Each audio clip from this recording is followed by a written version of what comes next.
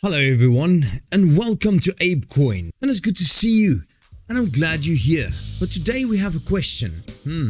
What is the difference between proof of work and proof of stake? Let's start with what is proof of work. It's easy, it's crypto mining. Okay, but I hear you ask, what is mining really? Well, mining is a set of computers that are connected on a network that are there to validate the ledger to make sure that all transactions are verified on the blockchain. Okay, what these computers do is they each get a difficult equation that they must solve. The computer that solves the equation first gets to validate the transactions on the network. When these transactions are validated and they are correct and the block was added to the chain, this miner gets paid in Bitcoin, Ethereum, or whichever coin they are mining.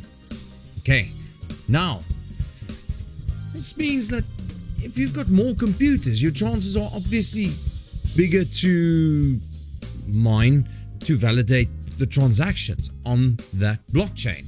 And that means the more computers you have, the more money you can get. Okay. But there are some problems with this. If you've got more computers, you need more power. But I mean, that's okay because you're going to earn more money. But there's another problem. If there are more miners with more computers, they have to make the validating equation more difficult so that it is fair to everybody. If it becomes more difficult, you need more computers, which needs more power, which basically steamrolls this entire situation. What if you had more than 51% of all of the computing power on the network? Can you feel the power? Can you see where I'm going with this? We'll get to that a bit later because that's a very good question. Anyway, so that was proof of work in a nutshell. Let's look at proof of stake.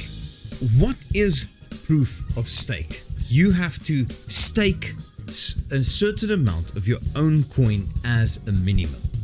That means you invested some of your own money into the specific network that you want to mine. And obviously, the more the better. The reason for this is because people are chosen at random to mine the specific coins or the specific set of transactions, instead of having to solve a ridiculous equation to get chosen. Here, the more you stake, the bigger your chances are for getting chosen, which means they choose you randomly. However, if you validate a certain set of transactions, you can charge a transaction fee, and that makes it more cost effective, which also means you don't spend a lot of money on electricity. You don't need a massive mining rig, which means your overheads are much less, which means it's much easier to run the operation, which brings the transaction fees down. This is a huge advantage over proof of work, but the problem still remains that if certain people own more than a certain amount of money, there can be some problems. Let's say somebody has a ridiculous amount of a certain coin that they are staking to get chosen more often to validate transactions. That would put them in a position where they would be able to actually manipulate some of these transactions. However, if they do that, they can actually lose some of their staked coin as a penalty, and that incentivizes them to actually do a better job. And then, like we said, if you stake more than 51% of all of the coins on that specific network, that puts you in a very interesting situation. By interesting, I mean it gives you a lot of power. If you own 51 or more % of either the coins on a network or the computers, i.e. the mining power, then it's not a decentralized system anymore. Have a look up in the corner for the link to my video where I describe the difference between centralized and decentralized, so that you can understand that more. But the problem is, if you own either one of the two, you're staking more coins or you have too much computing power, then you actually have a lot of power, and then it becomes a centralized system, which is exactly what crypto is trying to avoid. What is a 51% attack? Well, it's exactly what we said. On proof of work, you need 51% or more of the computing power on the network.